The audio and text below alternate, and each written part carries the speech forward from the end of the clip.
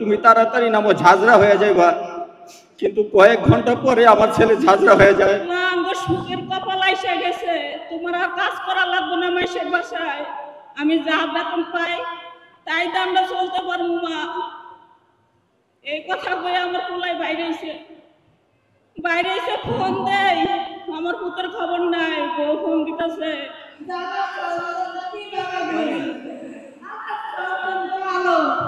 অশ্রু ভরা চোখ আজও আমাদেরকে কাঁদাচ্ছে যে তারা এখনো বিচার পাচ্ছে না।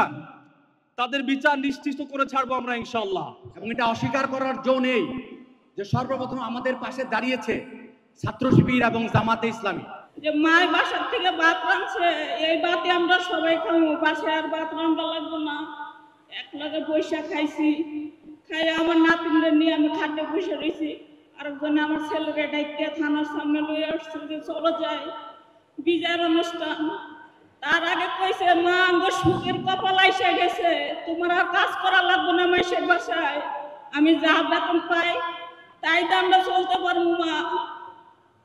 এই কথা বলে আমার পোলাই বাইরে এসে ফোন দেয়, আমার পুতের খবর নাই, বউ ফোন দিতেছে। মা আপনার পুত্র তো নাই, ফোনও ধরে না, দেখেন যে আমি আমার বড় বউ থানার পিছনে আসছি, এসে বড় ছেলেরে ফোন দিছি। বড় ছেলে বলে যে আছে তো, আমাকে ডাক দাও তোমার বাইরে। ডাইকে আনছে, পোলার হাতটা ধরছি, ধরে কয় মা তুমি যে আমার হাত ধরছো, আমার ভাই বেড়াদার সব তো আমার ভাই বেড়াদারি, সব বন্ধু ছাত্র ছাত্রী সব মাইরা ডেলে হলাইতেছে, তুমি আমার হাতটা ধরছো কে? হাতটা সুইটে খালি থানার সামনে গেছে, আর 5 মিনিটও হয় নাই, মাথার ভিতরে 3টা গুলি লাগছে আমার শোনায়।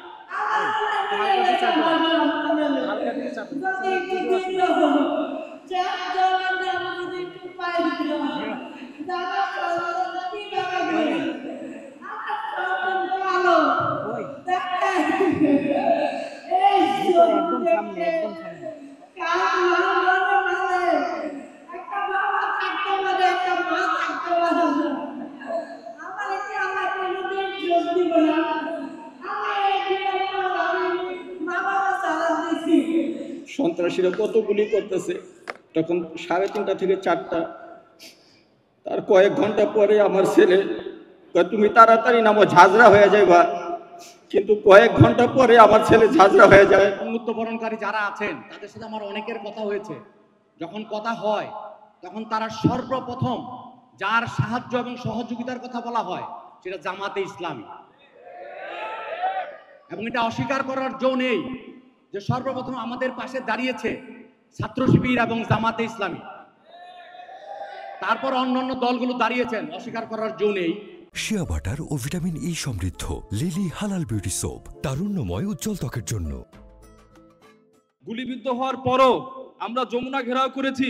আমরা শাহবাগে গিয়ে 3 দিন 3 রাত না খেয়ে সারা দিন সারা রাত স্লোগান দিয়ে যে মা বোনেরা আজকে কেঁদে কেঁদে চলে যাচ্ছে, যাদের অশ্রু ভরা চোখ আজও আমাদেরকে কাঁদাচ্ছে যে তারা এখনো বিচার পাচ্ছে না, তাদের বিচার নিশ্চিত করে ছাড়বো আমরা ইনশাআল্লাহ। আরেকটা বিষয় আশ্বস্ত করতে চাই যে খুনি হাসিনা আমাদের এত মায়েদের কোল খালি করে ভারতে গিয়ে আশ্রয় নিয়ে সে আমোদ ফুর্তি করছে, তার এই আমোদ ফুর্তিতে নচিরেই শেষ হবে ইনশাআল্লাহ।